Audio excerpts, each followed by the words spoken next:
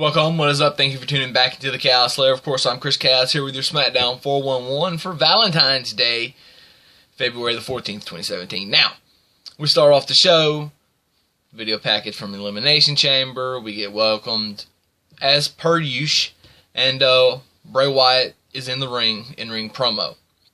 It is the best way to start off SmackDown. The problem is, John Cena comes out at the very tail end, I assume, of what was going to be just Bray.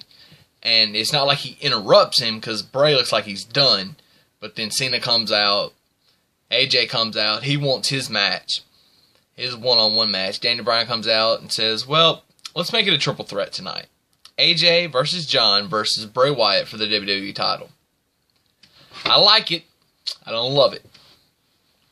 I like, because I think these guys could have a phenomenal match. No pun intended.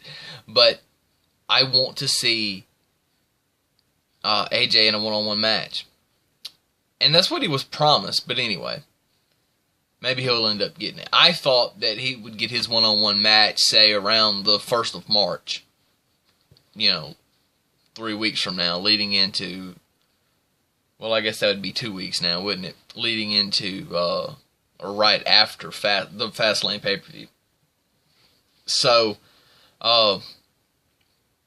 we've got that going on. It's a solid main event. American Alpha versus the Ascension. I love the Ascension being on TV, and it sounds to me like they're starting to get a little over, which is about damn time. They're being used, and when you use a tag team the right way, they start to get over. They were super over in NXT. And now they're starting to get a little bit of that. I'm hoping by, say, end of April that they get a good shot. Maybe. Right after WrestleMania, who knows what's going to happen. The Alpha win the match. Usos cut a promo on screen and say, every time you turn around, we are going to be there. And I was kind of expecting then for them to sneak attack them, but they never did. Dean Ambrose has been looking for Baron Corbin at this point throughout the show, but runs into James Ellsworth and Carmella.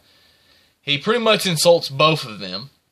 And then James looks like he's about to grow a spine, and Daniel Bryan comes in and says, well, let's just make a match.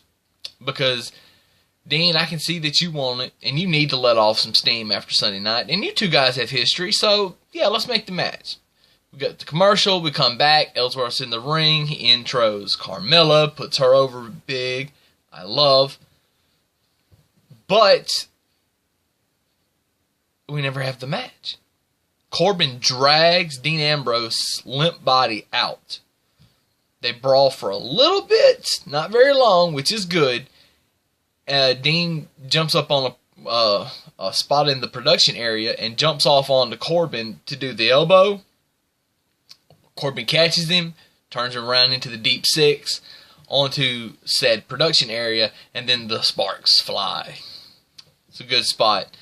And then Corbin cuts an interview after, and he's still blaming Dean for the Elimination Chamber, which is good, and I hope that this feud results in Baron Corbin winning the Intercontinental title. Let's just be honest there. Because I think the title needs him. He needs the title. I think it's just a perfect fit. Nikki and Natty are still fighting, and they're fighting now in Daniel Bryan's office. He gets pissed and says, alright, fine, if you're just going to keep fighting everywhere but the ring, we are going to have a Falls Count Anywhere match next week. So, let's have fun with that. Mickie James versus Becky Lynch was a far better match on SmackDown than it was on the pay-per-view, in my opinion.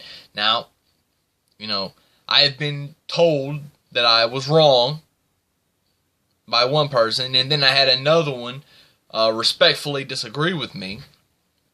But I am sticking to my guns that match at the pay-per-view was not very good at all, but this match last night was very good. So big ups to those two. And Mickie James,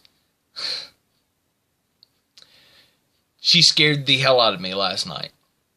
When she went off the apron, and I couldn't see how she fell, and I heard her scream, I thought, oh man, this is not good. She just came back a month ago. This is not good. I mean, it's almost a month to the day that she came back, and now she's about to be injured. And she was screaming like she had just broke her arm.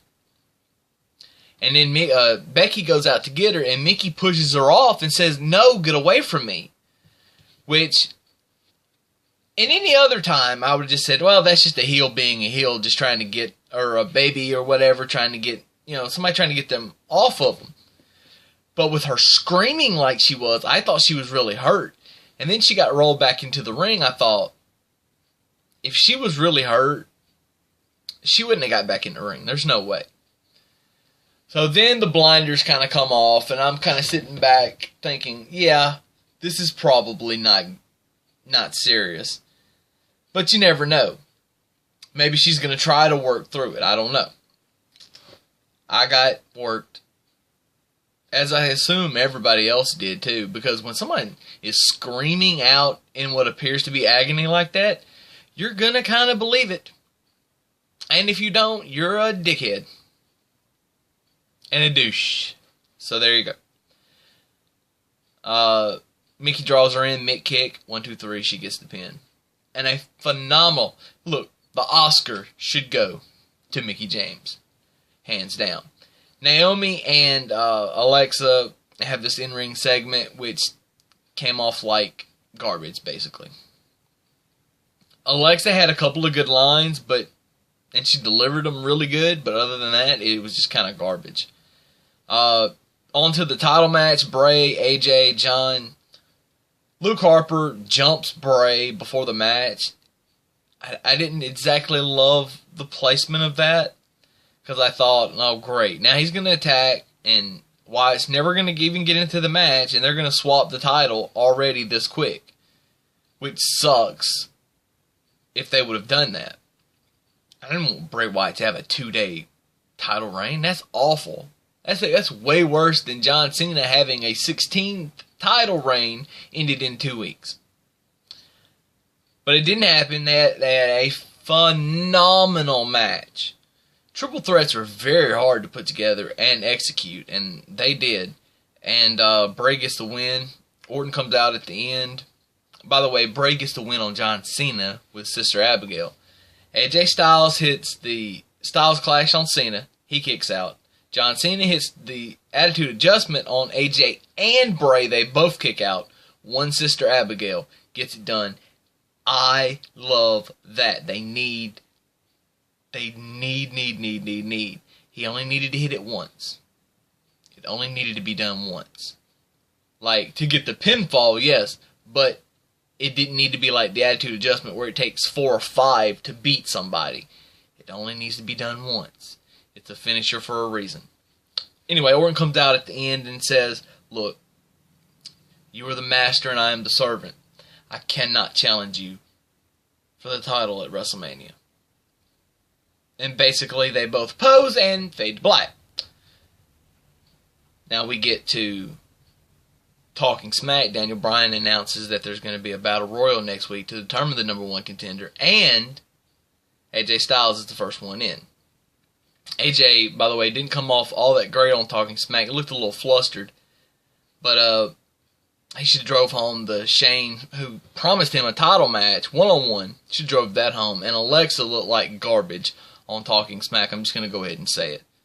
Basically, that's how I feel about Talking Smack. Although I did love the Apollo Crews segment, which I think this is a form that Apollo needs to be able to use in the future and should have already done in the past.